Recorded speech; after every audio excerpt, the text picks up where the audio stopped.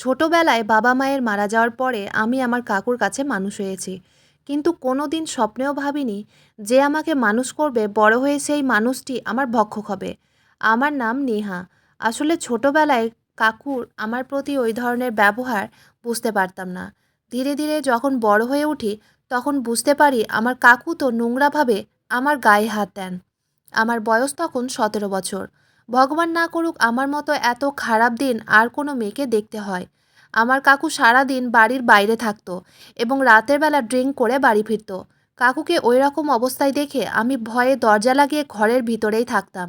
একদিন তো কাকু সমস্ত সীমা পার করে দেয়, কারণ সেদিন রাতের বেলা কাকু ড্রিঙ্ক করে বাড়ি ফিরে আসে। তারপর সে আমাকে ডাক দেয়। আমি ভয়ে কাকুর কাছে যাই। কাকু তখন আমাকে বলে আমার পায়ের জুতোটা খুলে দে। কাকু তখন সোফায় বসে টেবিলের উপর পাটা রেখেছিল। আমি তখন পায়ে হাত দিয়ে জুতোটা খুলে দিই। তারপর বলে আমার শরীর থেকে জামাটা খুলে দে। আমি যখন ভয়ে ভয়ে কাকুর শরীর থেকে জামাটাও খুলে দিই, তারপর কাকু যখন আমার সঙ্গে নোংরামি শুরু করে তখন আমি ভয়ে কাকুকে ধাক্কা দিয়ে বাড়ির দরজা খুলে ওই রাতেই পালিয়ে যাই। কারণ এর আগেও কাকু আমার সঙ্গে নোংরামি করার চেষ্টা করেছিলেন। তাই সেদিন আর সহ্য করতে না পেরে আমি বাড়ি থেকে পালিয়ে গেছিলাম। বাবা মা না থাকার কষ্টটা যে কী একমাত্র আমি এবং আমার ভগবান জানতো। আমার নিজের কাকু যে আমার সঙ্গে এত খারাপ ব্যবহার করেছিল, এখন ওটা ভেবে আমার খুবই খারাপ লাগে। সেদিন রাতের বেলা যখন আমি বাড়ি থেকে পালিয়ে রাস্তায় রাস্তায় ঘুরে বেড়াচ্ছিলাম এবং আমার মাথাও কাজ করছিল না যে আমি এবার কি করব এবং কোথায় যাব, কারণ আমার বয়স তখন মাত্র 17 বছর।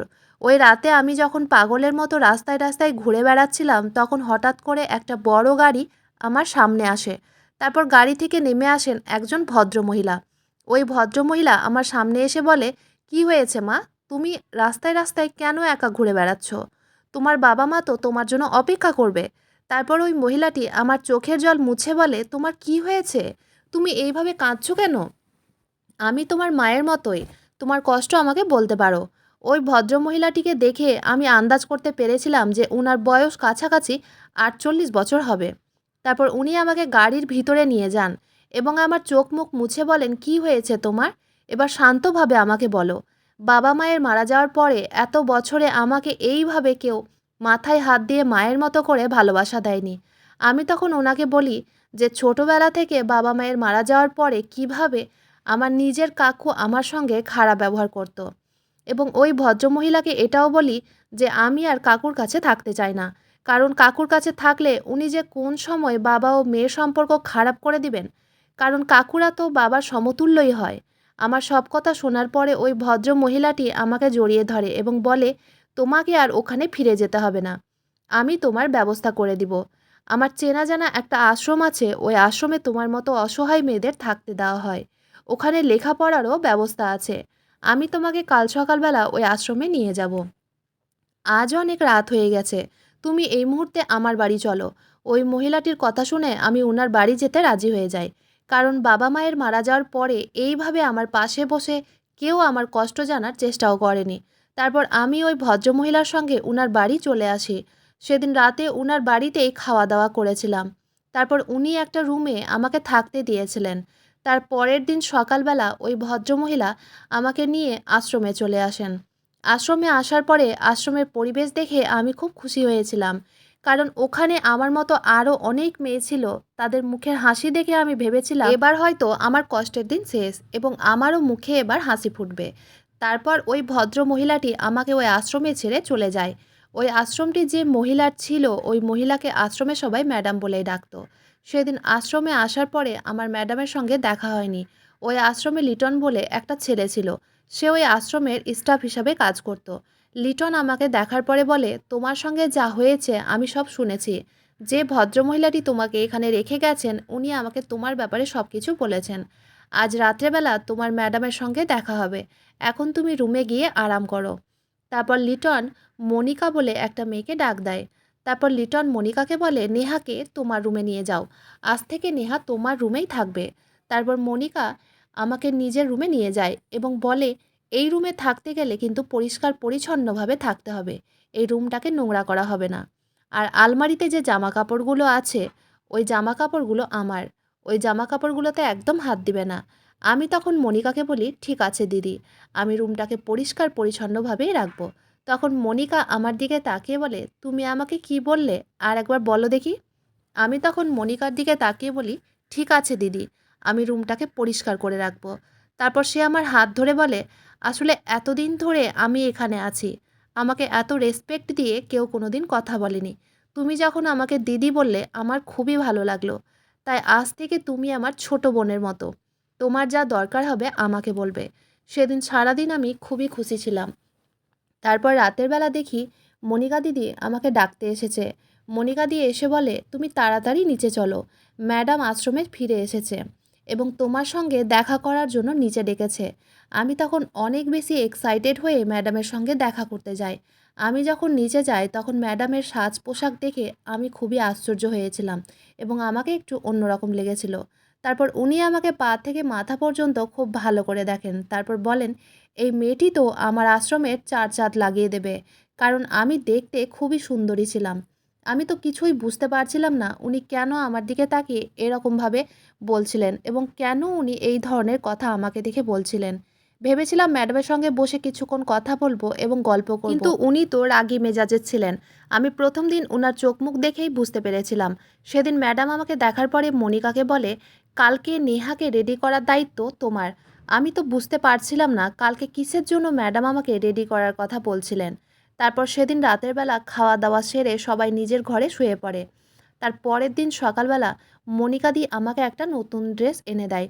ও বলে, আজ সন্ধ্যায় আমাদের আশ্রমে একজন স্পেশাল গেস্ট আসবেন, যার জন্য সবাইকে রেডি হয়ে থাকতে হবে। আর এই ড্রেসটা ম্যাডাম তোমার জন্য দিয়ে পাঠিয়েছেন। এই ড্রেসটা পরে আজ সন্ধ্যায় তুমি রেডি হয়ে থাকবে। সেদিন সারাদিন কেটে যাওয়ার পরে সন্ধ্যাবেলায় আমি খুবই এক্সাইটেড ছিলাম এটা দেখার জন্য যে আমাদের আশ্রমে কে আসবেন।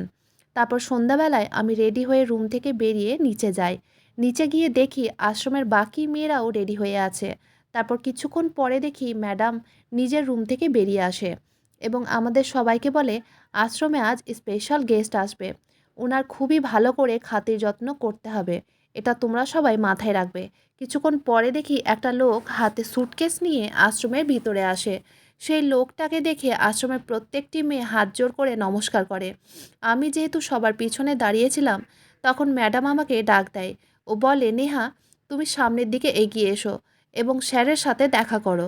তারপর ম্যাডামের কথা অনুযায়ী আমি স্যারের সঙ্গে দেখা করি এবং উনাকে নমস্কার করি। তারপর উনি আমাকে দেখার পরে বলেন, বাহ, তুমি খুবই সুন্দর দেখতে, তোমার মতো এত সুন্দর এর আগে কখনো দেখিনি। আমি তো উনার কথার মানে কিছুই বুঝতে পারিনি।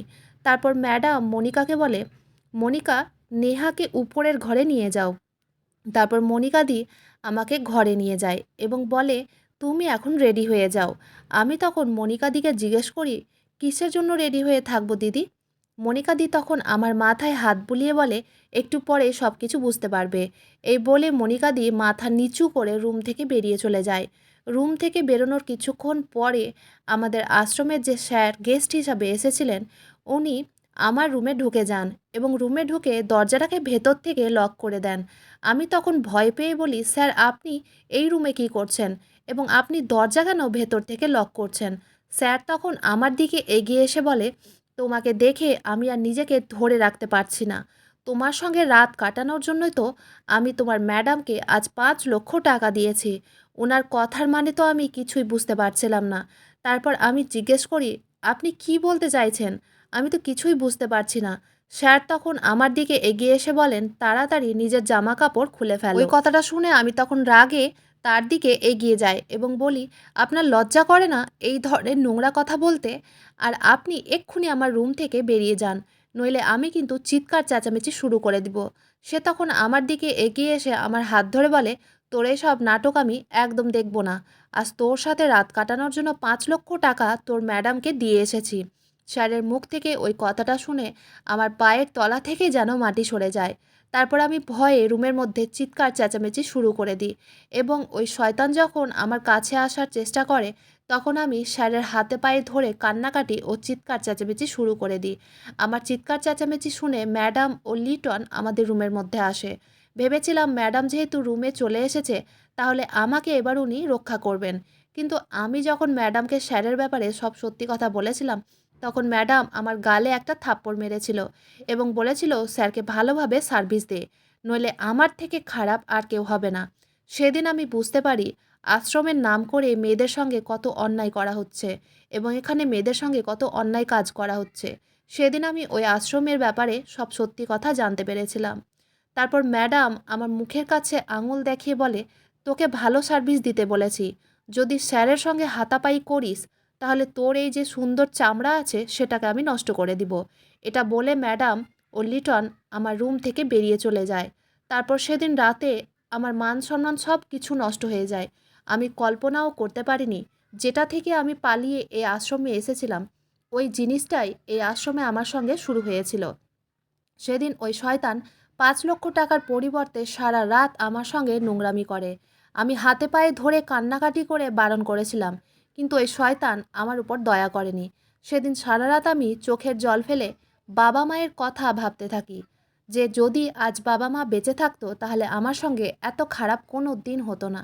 তারপর ভোর ৫টার সময় মনিকাদি যখন আমার রুমে আসে, তখন আমার পাশে বসে আমার মাথায় হাত দিয়ে বলে, আমি বুঝতে পারছি তোর মনে এখন কি কষ্ট হচ্ছে।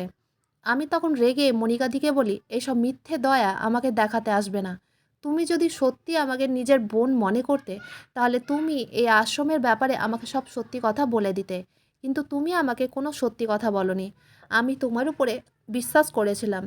আমি তোমাকে নিজের দিদির মতোই ভালোবেসেছিলাম এবং বিশ্বাস করেছিলাম। মনিকাদি তখন আমাকে বলে, আমি তোকে ভয়ে এসব কথা বলতে পারিনি, কারণ আমাকে বারণ করা হয়েছিল।